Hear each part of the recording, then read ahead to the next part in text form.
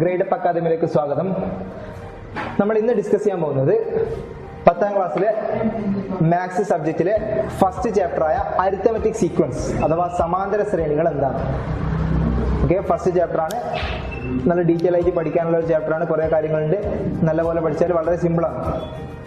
അപ്പോൾ അതെന്താ, arithmetic sequence എന്താണെന്ന് പഠിക്കണം. അതുപോലെ തന്നെ what is sequence. Before studying arithmetic sequence you have to know about sequence. Sequence എന്താണെന്ന് പഠിച്ചു, ശ്രേണി എന്താണെന്ന് പഠിക്കണം. ശ്രേണി എന്താണെന്ന് പഠിച്ചതിന് ശേഷം നമുക്ക് എന്ത് പഠിക്കാം, സമാന്തര ശ്രേണി എന്താണെന്ന് പഠിക്കാം. ഓക്കെ, നമുക്കപ്പോൾ അരിത്തമെറ്റിക് സീക്വൻസ് എന്താണെന്ന് പഠിക്കണ്ട അല്ലേ. അതിനു മുമ്പ് ആദ്യം നമുക്ക് എന്ത് ചെയ്യാം, സീക്വൻസ് എന്താണെന്ന് പഠിക്കാം. അപ്പൊ നമ്മുടെ ചാപ്റ്ററിന്റെ പേരെന്താണ്, അരിത്തമെറ്റിക് സീക്വൻസ്.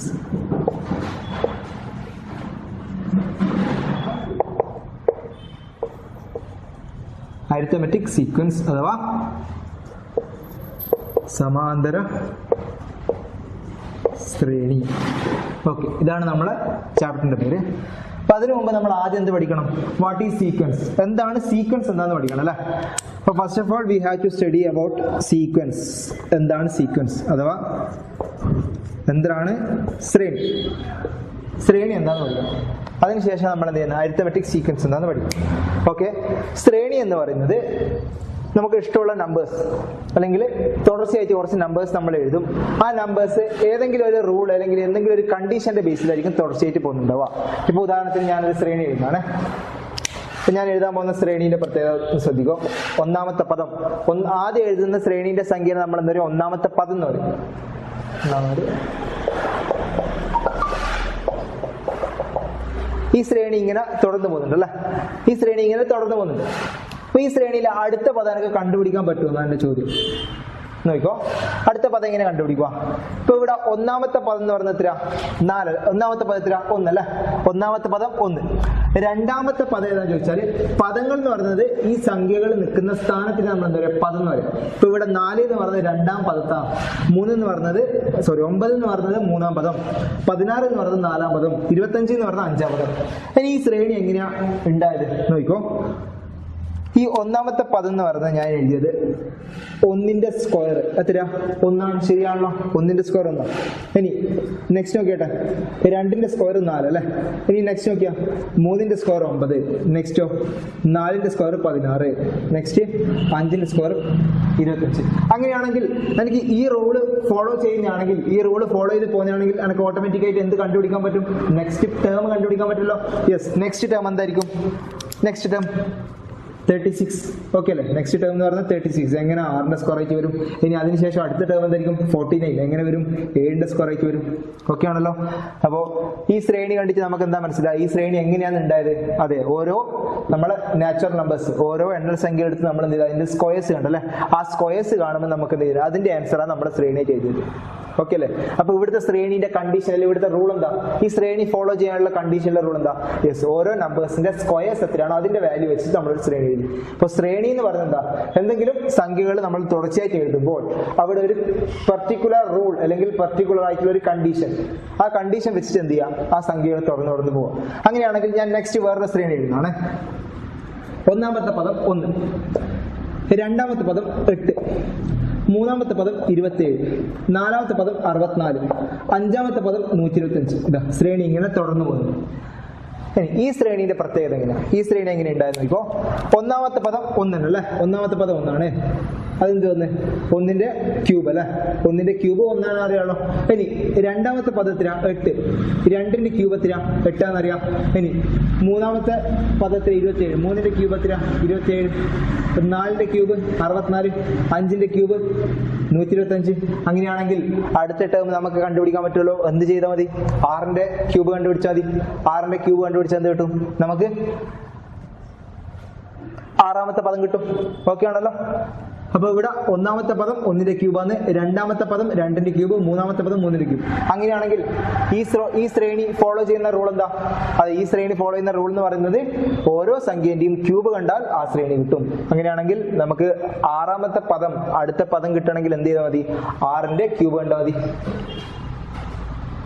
ഓക്കെ അല്ലേ. അത് എത്ര വരിക, അടുത്ത 6-ാമത്തെ പദത്തിൽ വരിക, യെസ് 216 അല്ലെ. 6ന്റെ ക്യൂബ് എന്ന് പറയുന്നത് 216. അങ്ങനെയാണെങ്കിൽ 6-ാമത്തെ പദം 6th ടേം എന്ത് വരും, 6 ക്യൂബ്. ഓക്കെ അല്ലേ. ഓക്കെ, ഞാനിവിടെ 3 സീക്വൻസ് ഇവിടെ എഴുതിയിട്ടുണ്ട്. I have written 3 sequence here. Okay, നമ്മൾ ഈ സീക്വൻസിന്റെ നെക്സ്റ്റ് ടേംസ് എങ്ങനെയാ ഉണ്ടാവുക നമുക്ക് കണ്ടുപിടിക്കും. ഓക്കെ, സീക്വൻസ് എന്ന് വെച്ചാൽ എന്താ? അപ്പോൾ ഓരോ സംഖ്യകൾ നമ്മൾ തുടർച്ചയായി എഴുതും. ആ എഴുതുന്ന സമയം ഒരു പ്രത്യേക റൂൾ അല്ലെങ്കിൽ ഒരു പ്രത്യേക കണ്ടീഷൻ എന്ത് ചെയ്യണം? നിർബന്ധമായിട്ട് ആ സീക്വൻസിൽ ഫോളോ ചെയ്യണം. അതിനെ നമ്മൾ എന്താ പറയുക? സീക്വൻസ് എന്ന് പറയാം അല്ലെ?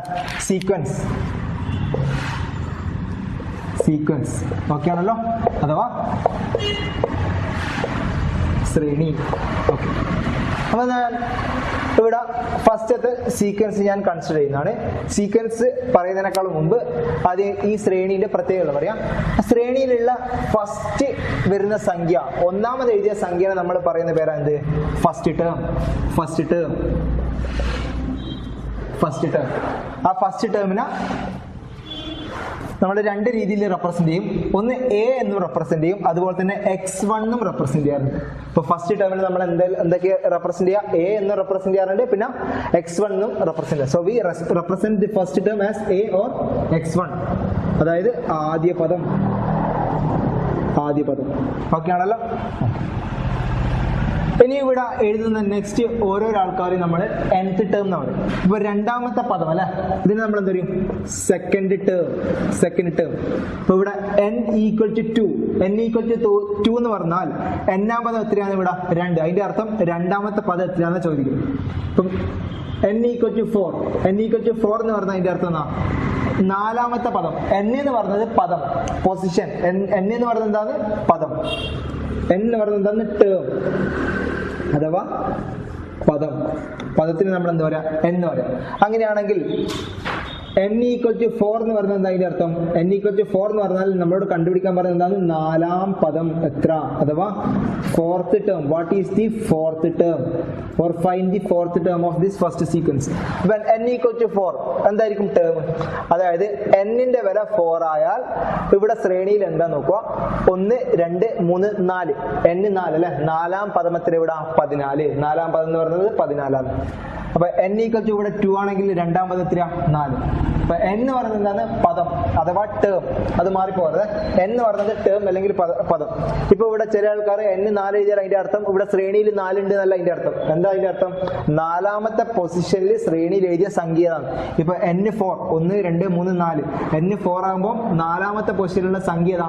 യെസ്, 14. അപ്പൊ നമ്മൾ ഇതെങ്ങനെ ഈ 14 എന്ന് പറഞ്ഞാൽ എങ്ങനെയാ എഴുതുക? Fourth term of the sequence എത്ര വരിക? 14. അഥവാ നാലാം പദം എത്രയാണെന്ന് ചോദിച്ചാൽ എത്ര വരിക? 14. ഓക്കെ ആണല്ലോ. ഫോർത്ത് ടേം അഥവാ നാലാം പദം ചോദിച്ചാൽ എന്താ വരിക? 14. ഇനി നെക്സ്റ്റ് നമുക്ക് ഈ സീക്വൻസിന്റെ ഫോളോ എങ്ങനെയാ ചെയ്യുന്നത് നോക്കാം അല്ലെ? സീക്വൻസ് എങ്ങനെയാണ് ഇത് ഫോളോ ചെയ്യുന്നത് നോക്കണം. അതിൽ ഫസ്റ്റ് ടേം 3 സീക്വൻസിലെ ഫസ്റ്റ് ടേം ഈസ് 2 അല്ലെ? a is equal to 2 or x1 equal to 2.